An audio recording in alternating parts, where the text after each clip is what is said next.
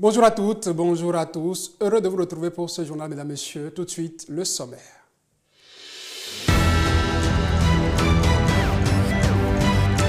Symbolique de la fête nationale, c'est autour de ce sujet que les fonctionnaires parlementaires ont communié hier à la cérémonie des couleurs. Du contexte dans lequel le Bénin s'est affranchi du joug colonial aux principaux événements qui ont marqué la vie du pays jusqu'à l'avènement du renouveau démocratique, la revue a été faite à cette occasion.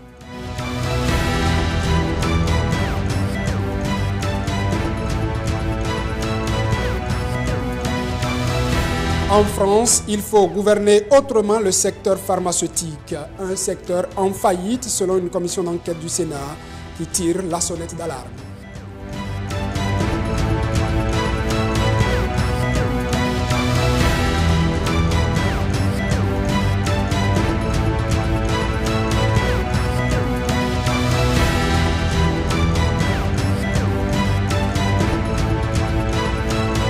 Opération Dianta Semeokun 2023, nom générique d'une opération du groupe de sécurité de l'Assemblée nationale.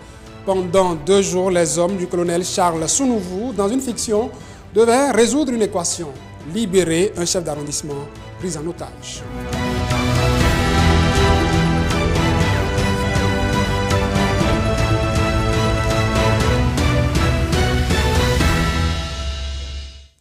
À nouveau, bonjour à toutes et à tous et merci de préférer Télé-Hémicycle pour vous informer. Nous démarrons ce journal par ce communiqué du président de l'Assemblée nationale. Le président de l'Assemblée nationale invite les députés à prendre part à la séance plénière qui aura lieu le mercredi 12 juillet 2023 à 14 h au Palais des gouverneurs à Porto Novo. L'ordre du jour de la séance porte sur les points ci-après. En un, communication du gouvernement avec débat sur la question orale relative à la qualité des prestations au Centre national hospitalier universitaire Hubert Koutoukou-Maga. Et en 2, clôture de la première session ordinaire de l'année 2023. C'est un exercice auquel les fonctionnaires parlementaires sont désormais habitués. Saluer de vive voix les couleurs nationales chaque lundi matin. Le point d'orgue de ce rendez-vous sacré, tel que voulu depuis peu par Louis Baounou Vlavonou, le président de l'Assemblée nationale, est donc la série de communications dont l'objectif est de raffermir la culture patriotique de l'ensemble de l'administration parlementaire. Ce lundi matin, c'est son chargé de mission, Jolidon Lafia, qui a entretenu l'assistance sur la symbolique de la fête nationale, qu'est la célébration du 1er août, un moment d'histoire et d'éveil que nous restitue Océana Moussou parlant de ce point d'orgue.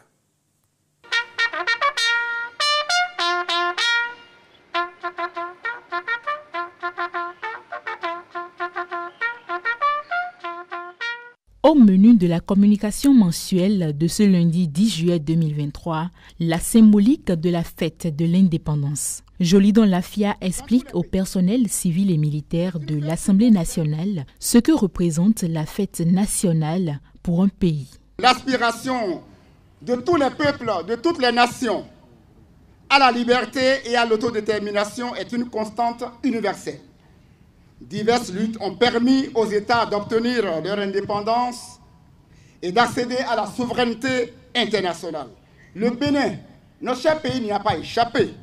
Le 1er août 1960, pour la première fois, dans une euphorie totale mélangée à de l'émotion, l'hymne national, l'aube nouvelle, a été chanté à la place de l'indépendance.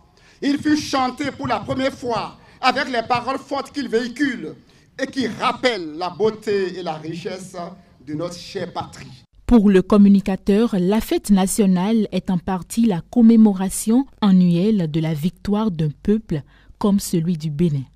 C'est aussi une invite à une prise de conscience individuelle et collective pour une autonomie réelle. Elle unit, elle fait transcender, ne serait-ce que pour cette journée, toutes les barrières linguistiques, culturelle et même professionnelle. Sa célébration donne l'occasion d'expression autour des symboles du pays, que sont généralement le drapeau, la devise, l'hymne, le sceau, les armoiries et les institutions. Comme son nom l'indique, la fête nationale est un moment de retrouvailles, d'expression de joie citoyenne. l'expression d'une fierté commune, celle d'appartenir à une même nation, d'être enchevêtrés par un destin commun. La fête nationale d'un pays pousse ses enfants à aimer leur patrie et à être prêts pour la défendre à tout prix et même au prix de leur vie. Un exposé qui rappelle que l'indépendance est une quête permanente et l'œuvre de souveraineté est à construire chaque jour. Les défilés civils et militaires qui se déroulent le 1er août ont aussi leur sens, selon le communicateur. À l'occasion de cette fête nationale, du matériel de guerre très impressionnant est exhibé pour montrer à n'importe quel adversaire que jamais nous ne nous laisserons pas faire et que nous sommes prêts pour défendre notre patrie à n'importe quel prix et même au prix de notre vie.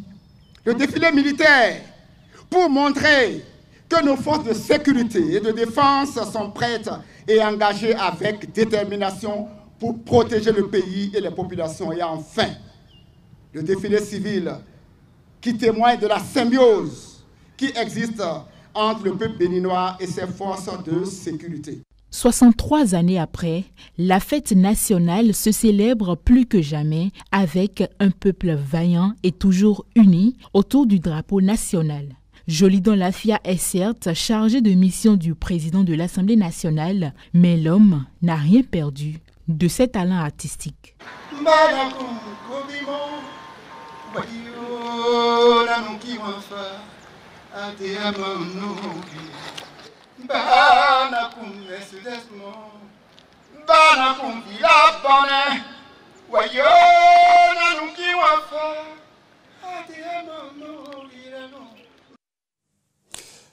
Du baquet, extrait de ce fameux titre signé Jolidon Lafia qui était pour la circonstance communicateur à cette cérémonie des couleurs. Ce journal se poursuit. Parlement ouvert, c'est le nom de l'initiative soutenue par l'organisation non gouvernementale Social Watch qui fait défiler depuis quelques jours dans les studios, radio comme télé de l'Assemblée nationale, les députés, les élus qui représentent la nation. Plusieurs préoccupations ont été abordées à cette occasion. Le 6 juillet dernier, par exemple, les députés Jérémy Adomaou, Benoît Degla et Abibou Woroukoubou ont entretenu les auditeurs de Radio Hémicycle sur le rôle d'un député. Stéphanie Dekpomandora, Octave Adjou pour Le Point. Dans le studio de Radio Hémicycle, ce mercredi 5 juillet 2023, les rôles et devoirs des députés ainsi que les opportunités d'interaction entre les élus et les citoyens sont au cœur d'une émission. Un troisième exercice du genre auquel s'adonnent des députés sur initiative de l'organisation non gouvernementale Social Watch Bénin.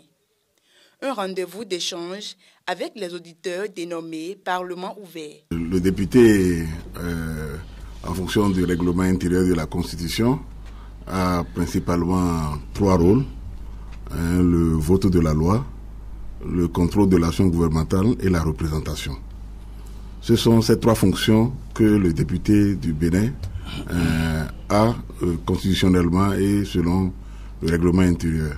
Un député est élu pour le compte d'une commune, d'une circonscription électorale, mais après son élection, il devient pratiquement le député de toute la nation. Et par rapport à ça, alors, il est en mesure de porter les préoccupations de tout Béninois lambda. Selon nos textes, selon le code, la Constitution, et le député est un contre-pouvoir. Et à cet effet, il a l'obligation de veiller, puisque c'est lui qui met à disposition de l'État les moyens qui lui permettent de conduire sa politique de développement. Par conséquent, il doit pouvoir, en retour, vérifier l'usage qui en est fait. Et c'est dans ce cadre-là que le député peut poser des questions au gouvernement. Au cours de cette émission, les députés Jérémy Adomaou, Benoît Degla et Abibou Woroukoubou ont aussi exposé les moyens dont dispose chaque député pour mieux accomplir sa mission. Lorsque vous êtes amené à faire des propositions de loi, vous avez l'obligation donc de faire un travail intellectuel, d'où la nécessité d'avoir à vos côtés des juristes capables donc de pouvoir faire un certain nombre donc d'analyses, de communication et de pouvoir écrire des textes. L'Assemblée, à travers les rémunérations qui sont mises à disposition des députés, prévoit que chaque député puisse avoir un cabinet, parce que les lois arrivent, il faut pouvoir une meilleure compréhension pour que votre intervention à l'hémicycle lors des débats ne soit pas sans intérêt. Le député ne peut pas mettre dans son cabinet toutes les spécialités qui vont provenir des lois à introduire à l'Assemblée. Donc il peut arriver que le député ou un groupe de députés commettent des spécialistes pour étudier des questions spécifiques pour leur éclairage personnel et pour leur renforcement de capacité. Un exercice interactif au cours duquel les auditeurs ont présenté plusieurs préoccupations, dont entre autres l'absence des députés du terrain aux côtés de leurs mandants. Préoccupation à laquelle les élus en studio ont apporté des réponses. Nous avons les structures qui travaillent à la base pour le parti. Le relais doit se faire de manière à ce que le député soit informé régulièrement de ce qui se passe dans sa zone. Et si ça doit nécessiter qu'il aille constater des visu, qu'il le fasse. Il y a déjà plusieurs sons de cloche au niveau de l'Assemblée nationale. Et qu'on le veuille ou non, même les députés de la mouvance ont l'obligation d'aller sur le terrain. Personne ne peut s'asseoir chez lui aujourd'hui pour dire je me contente, j'ai les moyens de me faire élire sans aller vers les populations à la base. Parce que de plus en plus aujourd'hui, le député doit pouvoir être le relais des préoccupations des populations à la base. Pendant nos sessions ordinaires qui durent chacune 3 mois, le député ne peut pas être en permanence au niveau de sa base. Généralement, c'est pendant les vacances parlementaires, lorsque nous clôturons les sessions ordinaires et qu'il n'y a pas de session extraordinaire, que nous retournons vers la base. Le Parlement ouvert, une initiative cyclique qui permet de recueillir les préoccupations des citoyens vis-à-vis de leurs représentants à l'Assemblée nationale. Et pour mettre toutes les couches sociales au même niveau d'information, il sera désormais effectué dans des langues nationales pour plus de proximité. Les députés togolais sont au repos. La première session ordinaire de l'année de l'Assemblée nationale togolaise a été clôturée le vendredi 30 juin dernier. La fin des travaux a été marquée par une allocution de Yawa Djibodi Ségan, présidente de la représentation nationale togolaise. Occasion pour la présidente, donc elle, de débaucher le bilan de cette session et de saluer la bonne collaboration entre Parlement et exécutif tout au long de cette session qui s'est achevée. Suivons ici un extrait de son intervention. La consultation du Parlement en amont de l'élaboration du projet de loi de finances avant la fin du premier semestre de l'année en cours trouve sa mise en œuvre lors de la séance de ce jour. Je me réjouis donc de la tenue du débat d'orientation budgétaire sur la base du document de programmation budgétaire et économique pluriannuel DPBEP 2024-2026 dans les délais prescrits par la loi organique relative à la loi des finances. En tant qu'instance représentative du peuple, le Parlement est l'institution compétente pour veiller à ce que les projections budgétaires opèrent une meilleure synthèse entre les besoins de la nation et les ressources mobilisables. Dans ce sens, nos discussions ont permis de nous accorder sur la crédibilité des hypothèses retenues malgré les incertitudes qui caractérisent le contexte économique mondial. En saluant cette discipline budgétaire, l'Assemblée nationale encourage le gouvernement à tout mettre en œuvre pour que les retombées en termes de croissance et de création d'emplois soient tangibles et beaucoup plus visibles à toutes nos populations. En France, la gouvernance du secteur pharmaceutique est en faillite et il faut vite changer de fusil d'épaule pour limiter les pénuries de médicaments dans le pays. Les conclusions sont celles d'une commission d'enquête du Sénat qui a rendu son rapport dont l'essentiel nous est rendu ici par Latifou Boni. La France est en faillite en matière d'industrie pharmaceutique. C'est la conclusion d'un rapport d'une commission d'enquête sénatoriale. Rapport qui souligne un démantèlement du tissu industriel pharmaceutique, conséquence de graves pénuries de médicaments.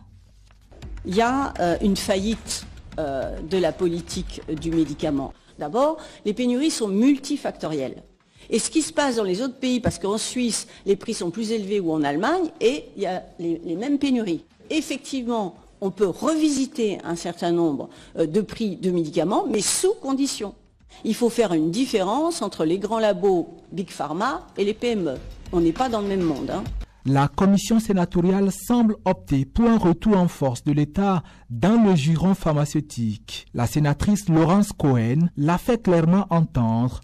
L'État doit reprendre le lead. À partir du moment où on voit toutes ces pénuries, où on voit une envolée gigantesque de prix des traitements innovants, le médicament doit être retiré de cette conception marchande, et à partir du moment où on considère que c'est un bien universel, un bien commun de l'humanité, on doit en tirer des conséquences. Et on doit donner des pouvoirs à la puissance publique pour pouvoir produire et distribuer des médicaments. Depuis la crise des masques en pleine pandémie de Covid-19, le modèle pharmaceutique de plusieurs pays est remis en cause. La France en fait partie.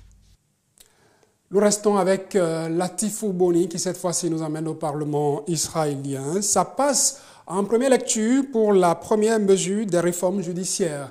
Dans la nuit du lundi à mardi, la Knesset a adopté la mesure de cette réforme controversée visant à supprimer la possibilité pour le pouvoir judiciaire de se prononcer sur le caractère raisonnable des décisions gouvernementales. Le Parlement entame l'examen du texte alors que la rue, elle, maintient sa pression avec des manifestations qui ne faiblissent pas depuis le mois de janvier.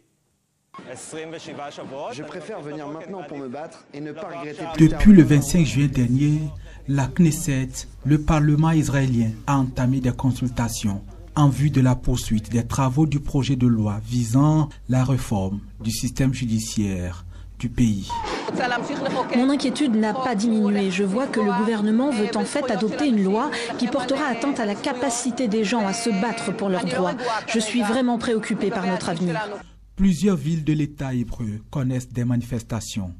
La rue est vent debout contre une réforme considérée comme antidémocratique par les manifestants. Benjamin Netanyahu, Premier ministre, est suspecté par les organisateurs des manifestations de vouloir affaiblir le pouvoir judiciaire. La réforme menée sous l'influence de la coalition de droite qu'il dirige inquiète au-delà des frontières israéliennes. Le Premier ministre avait même dû suspendre sa réforme dans le mois de mars dernier pour, dit-il, permettre des consultations entre partis politiques. Sous la houlette de Gilles-Chris Tchidi, allons découvrir le contenu des journaux parus ce mardi 12 juillet, plutôt ce mardi 11 juillet 2023. Ensemble suivant. Mesdames et messieurs, bonjour. Ce mardi pourrait être le jour de vérité à la Cour constitutionnelle. Le quotidien Le Révélateur du jour informe que c'est aujourd'hui que le recours déposé par le président du groupe parlementaire Les Démocrates contre le président de l'Assemblée nationale sera examiné. Selon le journal, il s'agit d'un recours relatif à la désignation des représentants du Parlement au sein de plusieurs institutions nationales et régionales. Mécontent du processus de désignation observé au sein de l'hémicycle, le groupe parlementaire s'était donc référé au juge constitutionnel qui pourrait rendre leur décision dans la journée d'aujourd'hui. Dans le même temps, le Bénin reçoit une nouvelle distinction d'une organisation sous-régionale.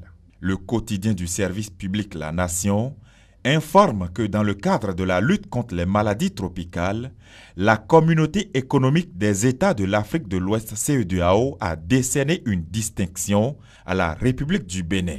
Information confirmée par le révélateur du jour qui précise que c'est à l'occasion de la 63e conférence des chefs d'État et de gouvernement de la Communauté économique des États de l'Afrique de l'Ouest CEDEAO et de la session extraordinaire de l'Union économique ouest-africaine UEMOA qui se sont déroulées en Guinée-Bissau ce week-end. Le Béninois libéré de clamer donc que les efforts du président Patrice Talon sont ainsi reconnus à l'international. Une analyse que partage le quotidien Décryptage Info, pour qui cette distinction montre clairement que c'est le mérite du président de la République qui est salué. Pendant ce temps, ça grogne au sein de l'opinion publique depuis quelques jours sur une supposée affaire de détournement de 800 millions de francs CFA par le directeur général de la Société béninoise d'énergie électrique SB2E. Le matinal informe que suite à ces commentaires, le gouvernement a réagi. Interpellé sur l'implication ou non du directeur général de la SB2E dans cette affaire, le secrétaire général adjoint, porte-parole du gouvernement, a répondu sans ambages qu'il n'a connaissance d'aucune affaire de cette nature, rapporte mon confrère. Wilfried Léandre Humbedi a ajouté par ailleurs qu'il revient aux auteurs de ces informations de malversation supposées d'en apporter les preuves. Le révélateur du jour renchéri rapporte également les propos de Wilfried Léandre Humbedi qui dit que le gouvernement n'est pas informé. Parlons environnement tout de même avec le quotidien Fraternité qui tire la sonnette d'alarme et informe que la Terre surchauffe. Selon mon confrère, la température moyenne de la planète s'est élevée à 17,18 degrés la semaine écoulée. Un record enregistré depuis le début des mesures par satellite en 1979. La Terre connaît donc officiellement les jours les plus chauds depuis 125 000 ans selon le climatologue Paolo Seppi, dont les propos tenus dans le Washington Post sont rapportés par le journal de Ménotin. Quelques informations pêle-mêle à présent. Le quotidien La Nation informe qu'en prélude à la célébration de la fête nationale du 1er août, certaines voies de Cotonou sont inaccessibles. Les axes à emprunter pour la circulation désormais sont présentés dans les colonnes du journal. Fraternité s'intéresse à l'organisation des mondiaux de pétanque et trouve qu'il s'agit d'un événement majeur au Bénin, mais qui reste sous le boisseau. Et puis, éducation avec le journal Décryptage Info qui informe que la première délibération du baccalauréat session de juin 2023 aura lieu demain au Bénin. En attendant, les candidats retiennent leur souffle et moi je vous dis à demain. Après ce tour d'horizon des canards paru ce mardi 11 juillet 2023, tour d'horizon fait par Gilles Christidi. Mesdames et messieurs, amorçons ensemble le dernier virage de ce journal.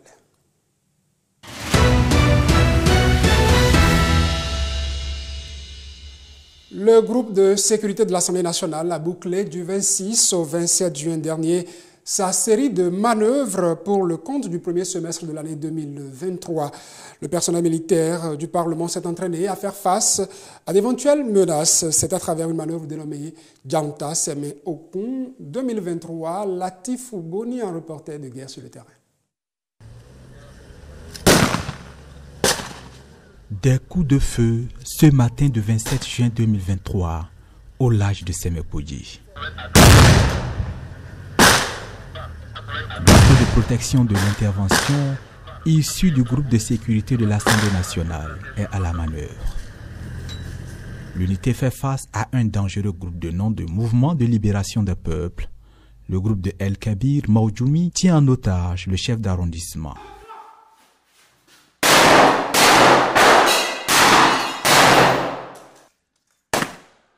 La mission, éliminer le chef terroriste et libérer l'élu local.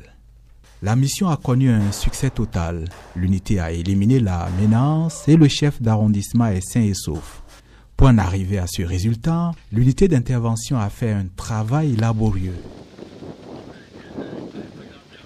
Les hommes sont bien motivés, puisque eux-mêmes savent que nous sommes déjà dans la réalité. Nous sommes déjà en face de la menace, nous sommes déjà dans la réalité, donc et ils ont intérêt à être motivés. Exercice de tir, première épreuve du prédéploiement. Hommes de rang, sous-officiers et officiers ont fait face à cette épreuve de maniement de PA en combat rapproché.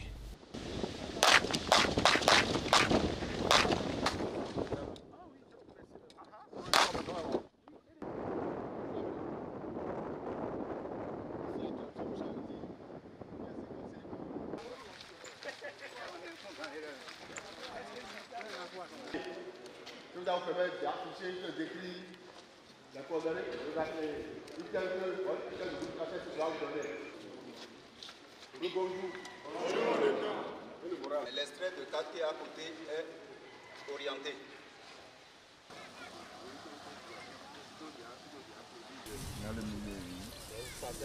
Les différentes sections de l'unité ont entamé ensuite une course d'orientation qui a pour but de prendre connaissance du terrain, boucler la zone et en identifier les potentielles menaces.